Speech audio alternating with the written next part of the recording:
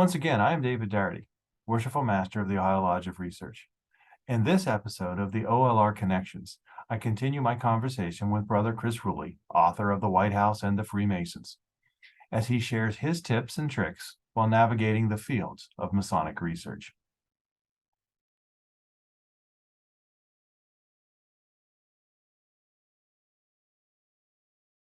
Now, I really like the way you broke it down to the pre-writing and the writing and so forth. And I know in that pre-writing phase, we in general tend to collect all of the information we possibly can.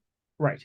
And then when you get to the writing phase, there's a challenge to figuring out all of these things that I collected, what's valuable and what do I need to use. Right. So do you have any tips, any ideas? How do you separate the wheat from the chaff, so to speak? How do you determine what's valuable and what needs to be there and what doesn't? Right. So whenever I'm doing any type of research or that first phase, my goal, and it's a big fingers crossed because sometimes you can't get it. My goal is to always find primary resources first. If you can find primary resources, they are the best, Masonic proceedings of your Grand Lodge, your lodge's minutes, the actual letters or whatever, depending on your topic. If you can get to the true source and then use the true source, that's very helpful. I found, generally speaking, and this is not in Masonry, but in anything in life, smart people who read books like this don't necessarily want to know your opinion. They want to see what you can leverage. How are you using the primary resources? How are you crafting this message to explain it to me? Smart people want to see the original sources and they want you to pull the original sources.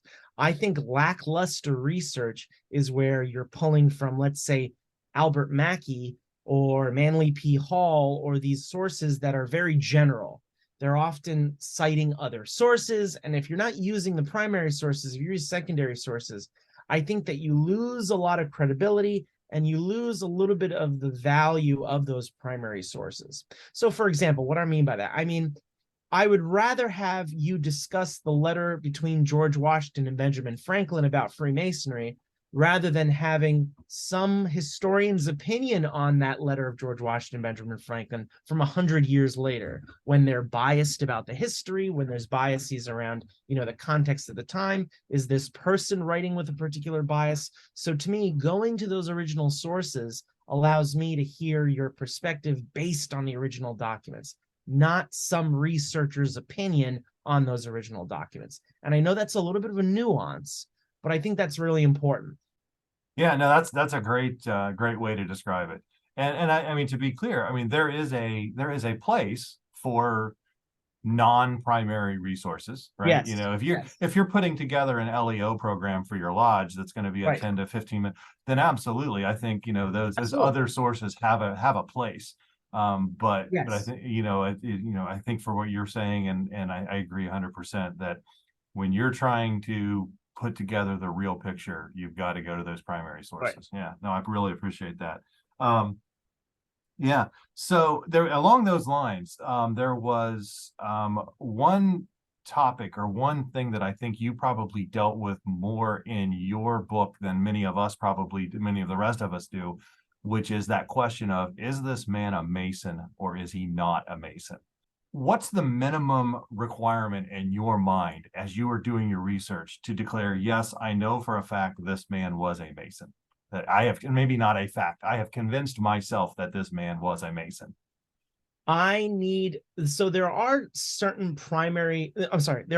secondary resources that I consider primary, right? So if we can't get George Washington's letter on Freemasonry, then there are scholars like William Freck Gould, like William Boyden, who was the librarian of the House of the Temple, like certain scholars. I'll even take Albert Mackey as well, Dr. Mackey. There are certain individuals who have worked on this topic, who have researched this topic, that I can pull from and say, these people know what they're talking about, therefore I will consider it appropriate. The other thing you can do is, and I think it's really important, and I didn't mention it before, but when you're looking at primary resources or perhaps secondary resources, what you really need to do is verify resources. if you have a bold claim that you find in a newspaper or periodical, there was one, for example, I wish I included it. I wish I was able to include it in my research, of the Marquis de Lafayette visiting Washington, D.C. And there was in a Masonic paper, it was written that somewhere that said something to the effect of, the Marquis de Lafayette, when visiting Washington, D.C., pointed to an old tavern and said, that's where the Masons met. Now, there is no other reference to this resource. It comes from this hearsay article in this periodical. And to me, that is one of those things of just like, oh, darn, I wish I could find a secondary resource to confirm this. And so confirming resources is just as important as accepting primary resources. And I think that's very difficult to do. Now, what you could do, and there's one way of working around it, and this is how academics do it, is they add caveats to their work. And so they'll say, well, here's what we found from this periodical that says Lafayette, pointed out that there was a Masonic hall in Washington, D.C. But, and that's how he starts the caveat, which is, well, we don't necessarily know if this is true, or we can only find one primary resource. When you acknowledge limitations in your work, that actually improves your work, because you are allowing someone else to say, oh, okay, I see what Chris is doing here. Chris found this resource. It's not necessarily confirmed, but that gives me a little bit of context to go, I wonder if I can find something about this. I wonder if there's something else. And so what you're doing when you provide that secondary or that caveat, what you're doing is you're acknowledging that here is something that is important, that I think is important, but I just can't confirm it. And so I want to acknowledge that I can't confirm this. It lets the smart researchers say, aha, this might be useful, this may not. And it allows the non-researcher, just the general audience, to go, you've done a little bit of your work, because you're able to acknowledge that some of these are true, some of these are false, or some of these may not necessarily be accurate. And I think that's very helpful. I think that's very important. Yeah. And I think, that may even be more significant in Masonic research, because unfortunately, we are an organization that relies too heavily on that statement of, well, this is the way we've always done it.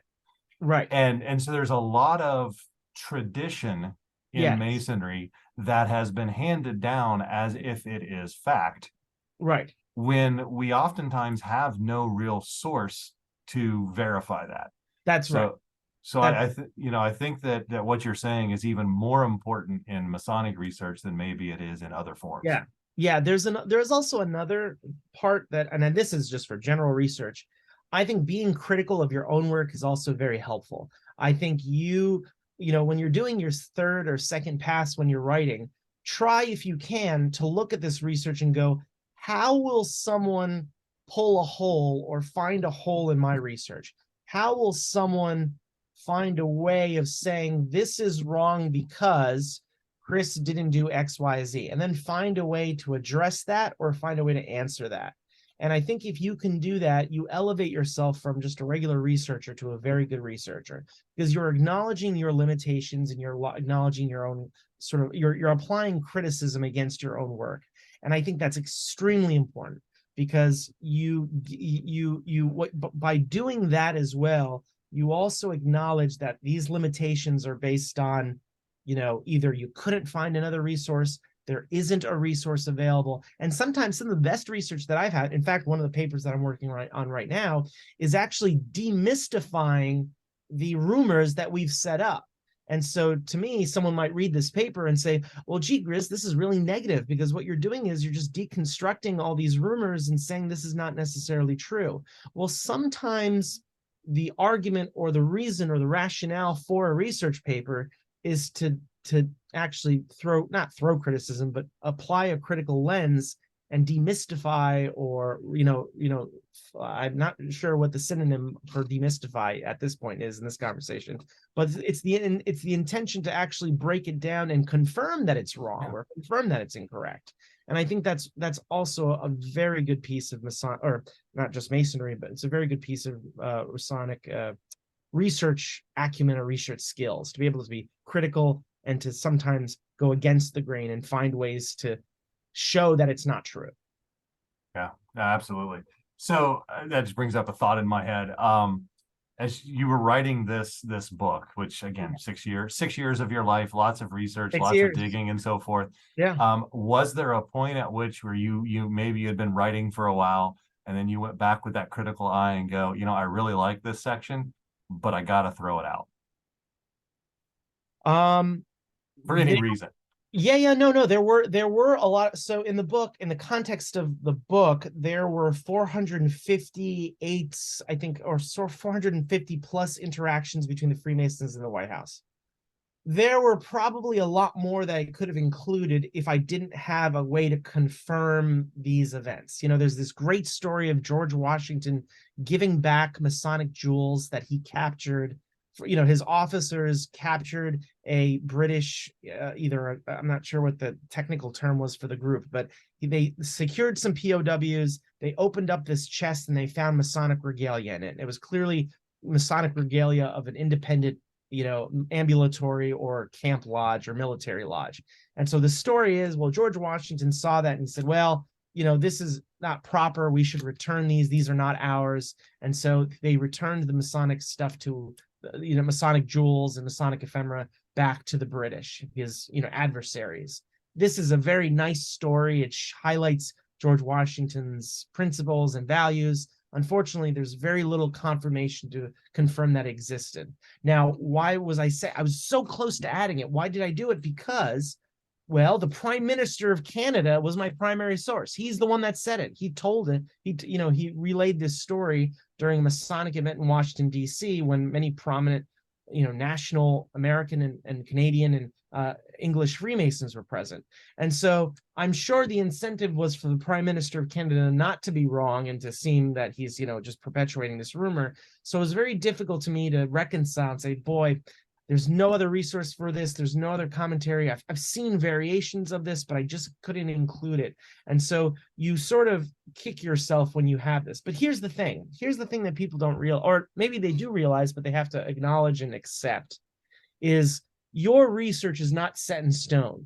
You can write a second edition. You can write a secondary part to your research. You can evolve and adapt and change. That's why we have second editions or third editions. That's why we have comments and responses back to things. And so, there's a really great, high level, really respected Masonic researcher. In fact, one of the best in the world.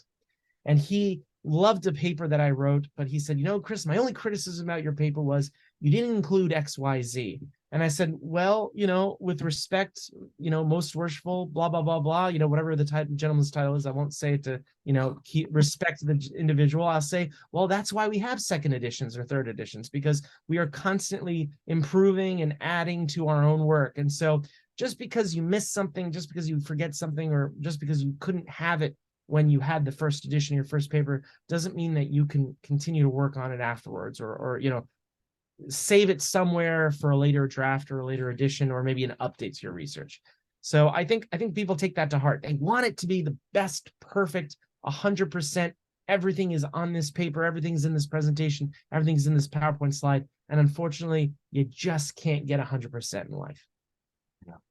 And that's specifically why I asked that question. I think a lot of new researchers need to hear that. I know that for myself, whether it be in my professional career or in my Masonic research, whatever, one of the hardest things is to basically write a big red X through the thing I've just spent the last week working on and go, what? The idea is there, but I just can't bring it to fruition. Not there yet. I'll come back later. Yeah. And it's really hard on your ego to do that, but sometimes it's the right thing to do. Now, because you're an academic, Worshipful, you'll know exactly that. In fact, it's so difficult to write papers that it's always often for the best that, oh, great, I have something that I can publish in the future with another, so sometimes it's not necessarily that you want to publish everything. Sometimes holding it back and revising and looking at it allows you to find something more valuable in the future. Absolutely. Yeah. Now, so you come from an academic background, I do as well. And I noticed one of the, I'm going to read this so that I think I get the language right. Sure. One of the things I saw on your website that you are trying to do is to strengthen the academic approaches to Masonic research. Yes. So again, we both come from academic backgrounds, but a lot of the people doing or interested in doing Masonic research are not from not from academic backgrounds. Right. Can you kind of build on that? Can you kind of explain, what are your goals? How do you think we should pursue this? Yeah, I think well, being there, being out there, being active and publishing the world, I think is extremely important because we are seeing, and this may not necessarily be a function of us, maybe it's a function of just we've got a lot of time. No one, there's not a lot of time on our hands, but there are not a lot of Masonic writers and authors. It's just a fact of the times. I think having these conversations, right? Like the fact that we're doing a podcast on this topic. Well, why wasn't this podcast or this topic talked about 10 years ago? There are very few of these topics. There are discussions happening. I think in the Herodom, which is the Scottish Rite Research Society's journal, there was one or maybe two articles on how to write a research paper. And you would think that, sure, well, why would you write this paper for people who are already researchers and publish? Well, I think it's important to realize that not everyone who's getting these, the Herodom, for example, actually knows how to write or how to publish. They're just interested in learning. So for example, for people who get these research, like the National Geographic, well, I don't know why I'm reading the National Geographic. I'm not the one that's going out there and surveying the world and taking photographs. No, the point is you're sharing it with others who may not necessarily be explorers or adventurers or, researchers or scientists. So I think one of the problems is, and I think we're doing a better job at it now, is finding people like you, like me, who are researchers and going out there and talking about this stuff. We didn't have these resources before. I think we're getting better at doing it. I think we're talking about it more. And I think we also have to cultivate a language and cultivate a way of speaking and perhaps a custom or a tradition of engaging people who are not natural researchers and helping them build their prowess or those skills. I think that means maybe Grand Lodges should be setting up seminars or classes or sessions to talk about how to write or to how to submit things in Chicago MLA style or versus other different styles. How to find primary resources, where to go. I think we should, Grand Lodges and organizations like national body organizations like the Scottish Rite, Southern Jurisdiction, Northern Jurisdiction, should do a better job at engaging and putting out that stuff. And I think we're getting there. And I'm trying my best to get out there and talk to people about it. And so I hope others who are like me will go out there and do the same. Hopefully, we're going to have a lot of people who are interested in doing Masonic research, who get excited about it, but don't have the background. And so there's a learning curve. Yes. So how do we set the bar high enough to create value in the research that's being done, but not so high that we discourage or prevent people from engaging in the research for the first time? Thoughts or ideas? Interesting. Well, in my initial reaction to that is people don't know, or Masons don't know what they're supposed to be doing if they've never seen it before. Mm-hmm. And so one of the things that I think is important is being able to share research papers or quality type of research papers and disseminate that more prominently. So if Grand Lodges or lodges of research, for example, have old record or old, reports or old research papers and sharing that with others, I think that's important. I think finding times when we do book reviews or book talks or books chats, but we really don't do research reviews or research chats. So sort of like a book club, you can send out a couple papers, have folks talk about it, discuss it, and then come together and discuss it as a group.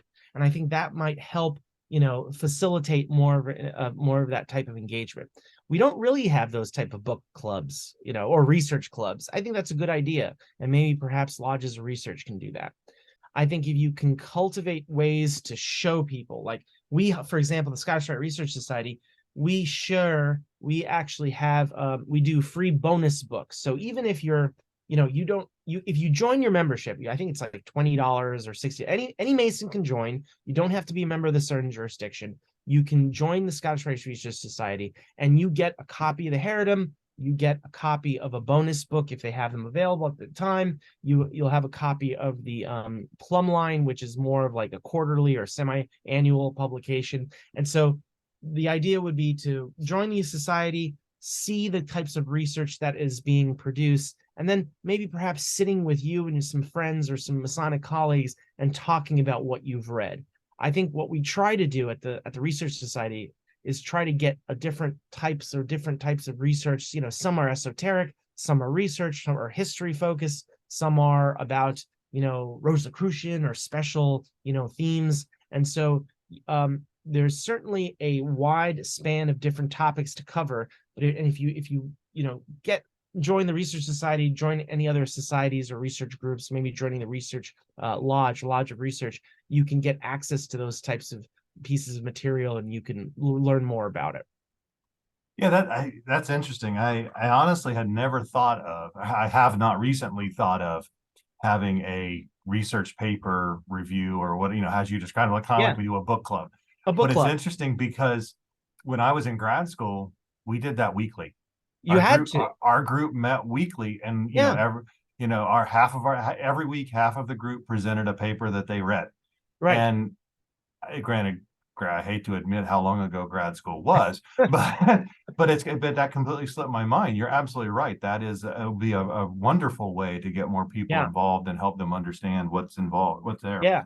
Now, I also, one of my frustrations is that I know of a number of Masons who give great presentations, and Yes. they've put a lot of work into those presentations, Yes. but never put anything on paper. There's no written documentation. And, other than, twisting their arms, how do we convince people of the value and the importance of the written word in addition to the presentation? I know brothers who are very good communicators who can sit down and talk your arm off, and they tell a great story and they do a great presentation. And so what I did once, and this was an open session, this is not about, I recorded a brother's session that he was recording in person, and it was supposed to be an in-person. I recorded it and then I transcribed it and gave it back to him. I said, here's your first draft. You did a great job communicating the beginning of your presentation. You did a great job. And so one of the things I would say is, if you are doing a presentation, put your presentation on your laptop. And now I know that PowerPoint has this really great feature, which is called Presenter Tutor or something, where you can actually turn on the recording and speak and do your presentation to your laptop. Your laptop will transcribe your entire presentation. It will give that feedback with it. Now, the intention of Microsoft here is to give you some feedback about how you're presenting. But by doing so, by recording it, you actually can get a transcription of your recording. And so you can then take that and put that on a Word document and then start to work through it, type it, change it if you need to. I know that the written word is a little bit more difficult than this, or different than the spoken word in terms of writing, but it gives you some points, Yeah. some key words that you can take. And so I did that for the brother. He didn't expect that to get the email from me with a transcription of all his work in a Word document. But it turned out to be a good resource because then he pulled out some great notes. He had the structure already, so he just added his own feedback and writing and created a really good research paper. No, that's excellent. I'll be honest, I wasn't even aware that PowerPoint had that feature. Yes. That may be more a commentary on me than anything. Fair enough. But no, that's a great tool. That's a wonderful way Yeah. to do that. Now I know you've mentioned your involvement in the Scottish Rite Research Society. Right. I believe you've been published in the Philalethe's, Yes. obviously your book, number of other things. Are there, beyond those, are there other ways that you would recommend people share their research, especially for someone who is new and might be a little intimidated by the idea of submitting to the Philalethe's, for example? Well, I think every Grand Lodge, for example, every Grand Lodge has a publication. They tend to have a publication, sort of, like an Ohio. I'm sure that and I just can't think of the name of the Ohio publication, but it's operated by the Grand Lodges often, and they often include papers and research. And so I think what you can start off is having a conversation with the publisher of your Grand Lodge's state newspaper, or not newspaper, what do they call it? They're a newsletter or magazine or whatever, version of communication that you have. Sometimes Grand Lodges put stuff online, which is also very helpful.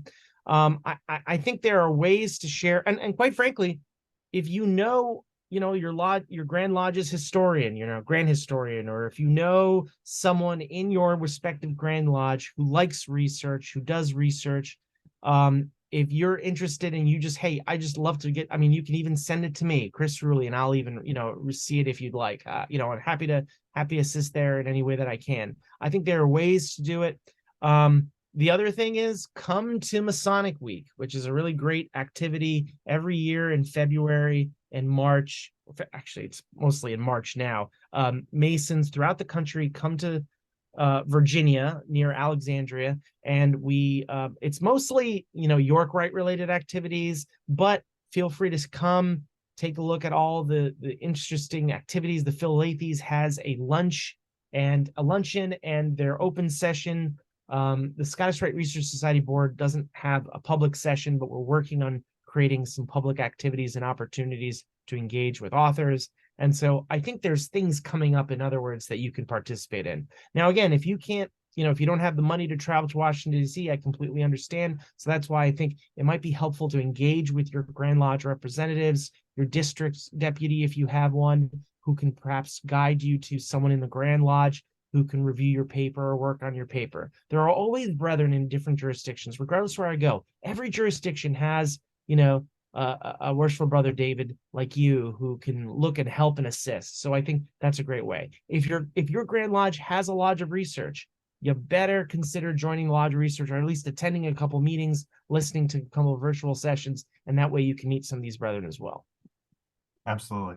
Yeah, in my opinion, there's no wrong way to communicate this stuff. So as long as you're talking about it, you're doing something right.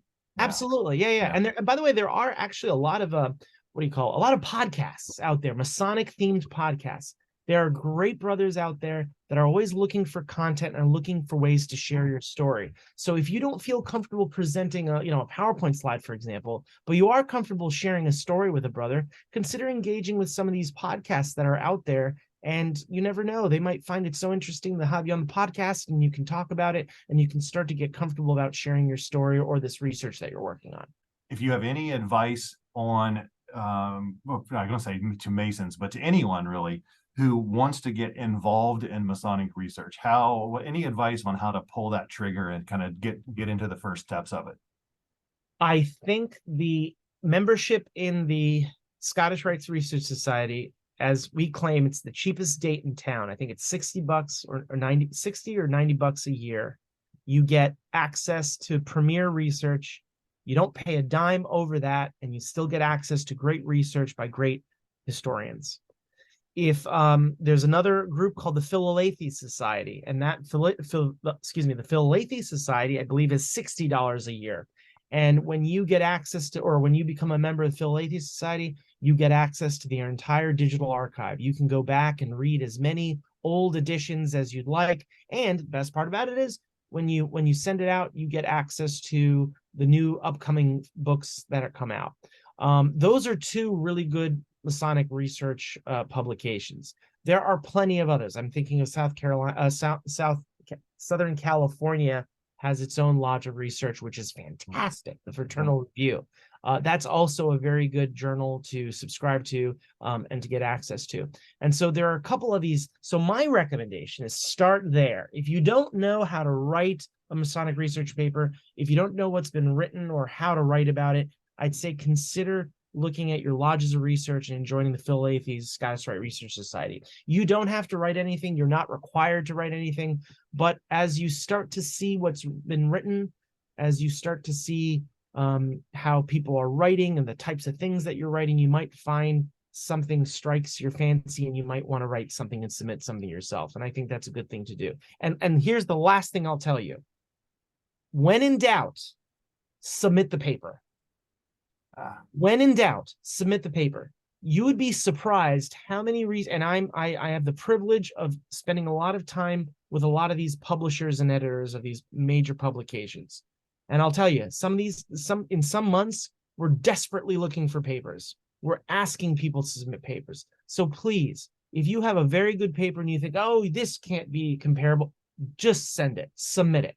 Because I'll tell you, if you have a really good paper and we don't know about it, we're looking for papers. We're always looking for papers. So just because it doesn't work right now doesn't mean that we won't take your paper in a couple months, publish it. So consider writing that paper, sending that paper, and you'll see. You might be surprised. Well, that may actually be the answer to my next question, but I'm going to go ahead and ask it, which is, assuming somebody has taken that first step and jumped in and started doing Yes. Masonic research, Yes. how do they bring it to fruition? How do they bring Submit it it. to an end?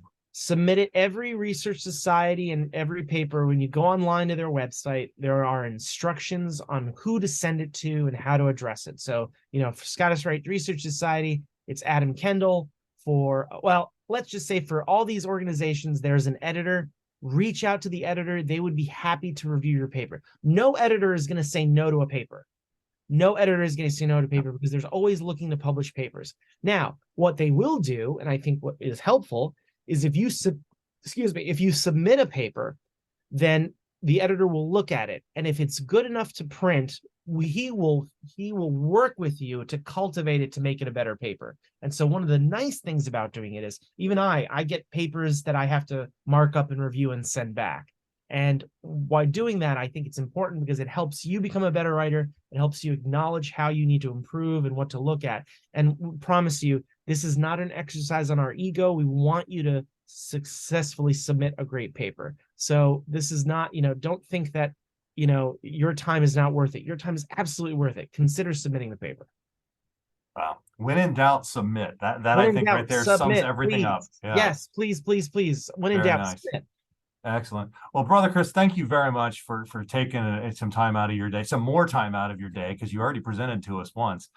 This, at least for me, this has been a really productive, very good conversation. Thank you. I'm anxious to get it out there and publish it and share it with the Lodge of Research, and I have a feeling it will be very well received.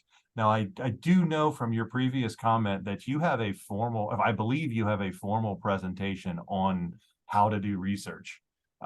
Yeah, we are working on one. I'm tweaking a version 2 of the presentation, but the goal, of course, is to help people who are not researchers learn how to write and learn how to submit papers. So it covers a lot of the topics we talked about today. Yeah, and I very specifically wanted to mention that because in case there's anybody out there listening, from Grand Lodges or other lodges of research or whatever that might be interested, there is a presentation in the can, so to speak, that might come out as needed. So again, and more importantly, if you're ever looking for a presenter, for any Grand Lodge or Lodge of Research is looking for presenters, I'm happy to assist in any way that I can. So absolutely. Well, again, thank you very much. I really appreciate it. Really enjoyed talking to you.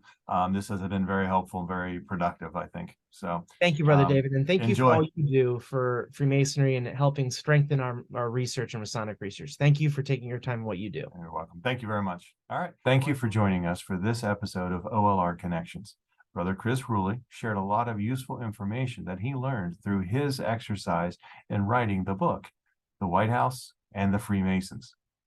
And remember, if nothing else, when in doubt, submit.